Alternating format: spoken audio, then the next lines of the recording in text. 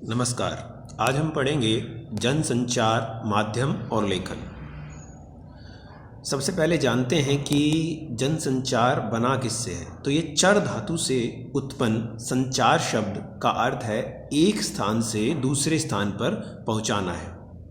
तो दो या दो से अधिक व्यक्तियों के बीच सूचनाओं, विचारों और भावनाओं का आदान प्रदान संचार कहलाता है। यानी कि जब हम दो व्यक्ति आपस में जो बातचीत करते हैं, जो संचार का माध्यम अपनाते हैं, जिस भाषा का प्रयोग करते हैं, तो किसी भी संचार माध्यम के लिए एक वक्ता का, एक श्रोता का और एक संदेश का होना अनिवार्य हो जाता है। तो जब दो या दो से अधिक व्यक्तियों के बीच सूचनाओं, विचारों और भावनाओं का आदान प्रदान संचार कहा जाता है उसे।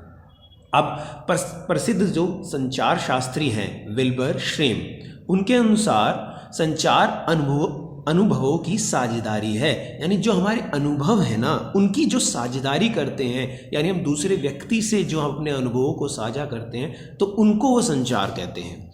अब संचार के बारे में जानते हैं कि संचार जीवन भर चलने वाली प्रक्रिया है। यह कोई ऐसे नहीं कि अभी हो गई और बाद में नहीं, तो एक सतत प्रक्रिया है। संचार जीवन भर चलने वाली प्रक्रिया है। सभी जीव संचार करते हैं, यानी बातचीत करते हैं अपने माध्यम से। अलग अलग माध्यम, अलग अलग भाषाओं से करते हैं, उनको अलग अलग संकेतों से करते हैं। परंतु मनुष्य जो है वो बौद्धिक रूप से विकसित होने के कारण सर्वोत्तम संचार करता है।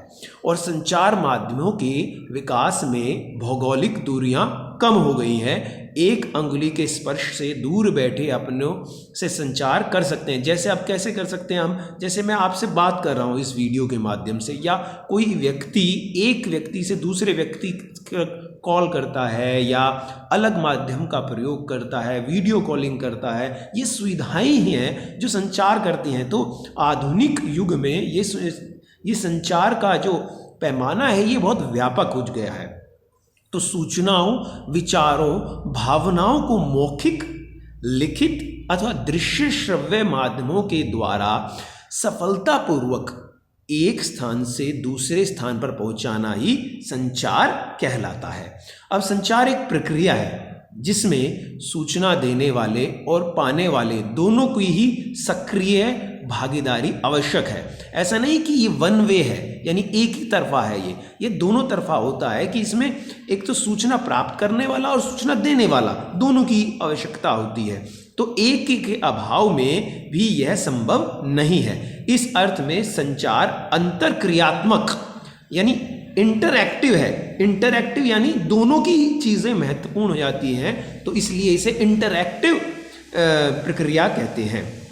अब संचार के विभिन्न तत्व जान लेते हैं जो कि बहुत महत्वपूर्ण है। इसमें स्रोत बहुत महत्वपूर्ण होता है। संचार प्रक्रिया को प्रारंभ करता है और व्यक्ति अपने संदेश या सूचना को अन्य तक पहुंचाना चाहता है, वह स्रोत है। कूटीकृत या एनकोडिंग, अब ये क्या होती है? एनकोडिंग होती है कि किसी को भी एनकोड करना, यानी जिस भाषा में हम अपना संदेश पहुंचा रहे हैं तो उसको किस तरीके से एनकोड किया जाए। तो संदेश की भाषा का ज्ञान संचारकर्ता व प्राप्तकर्ता दोनों को होना चाहिए, वरना तो ये संचार अधूरा हो जाएगा। जैसे मैं हिंदी भाषा का प्रयोग कर रहा हूँ और हिंदी भाषा का ज्ञान आप सभी को भी है, तो एक संचार हो रहा है। तो ये क्या है? एनकोडिंग भाषा, यानी हिंदी भाषा की एनकोडिंग। तो जिससे आपको भी यानी संचार का पूर्ण रूप हो सके, यानी आपको चीज़ों को समझ आ सके, आप दोनों को चीज़ों।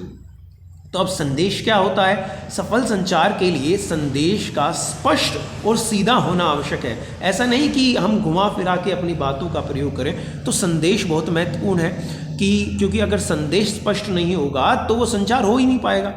अब संदेश भी है हमारे पास, तो हम माध्यम चुनेंगे, यानी चैनल, किस माध्यम से संदेश को पहुंचाया जाए। तो संदेश को किस माध्यम, यानी टेलीफोन से, समाचार पत्र से, रेडियो से, इंटरनेट से संदेश प्राप्तकर्ता तक पहुंचाया जाता है। तो अलग अलग माध्यम है। जैसे अभी मैं वीडियो का माध्यम आपको प्रयोग कर रहा हूं कि किस तरीके से वीडियो के माध्यम से, यानी अब मैं इसको यूट्यूब के माध्यम से आप तक पहुंचाऊंगा। तो अलग अलग माध्यम हैं जिनके द्वारा हम अपने संदेश को पहुंचाते हैं। संचार मतलब जो प्राप्त करता है उस तक। अब डिकोडिंग क्या है? जैसे एनकोडिंग महत्वपूर्ण है, वह डिकोडिंग भी महत्वपूर्ण है, क्योंकि जब आप एनकोड करते हो तो भाषा के पीछे जो रूप होता है, यानी आपके संदेश का जो मूल तत्व होता है वो बहुत ज़रूरी होता है, वो प्राप्तकर्ता तक पहुँचे। तो डिकोडिंग क्या है? प्राप्त संदेश में निहित अर्थ को समझना, यानी जिस अर्थ में आपने इस संदेश को भेजा है उसको डिकोड करना बहुत ज़रूरी है। तो डिकोडिंग बहुत महत्वपूर्ण हो जाती है। अब डिकोडिंग भी हो गई, समझ में भी आ गया। अब है फीडबैक। फीडबैक द्वारा पता चलता है कि संदेश सही रूप में प्राप्तकर्ता तक पहुंचा है या नहीं, यानी ऐसा तो नहीं कि वो कुछ और ही समझ गया है। तो फीडबैक भी अनिवार्य है। जैसे मैं आपसे फीडबैक लेता हूं कि वीडियो आपको समझ में आई है या नहीं।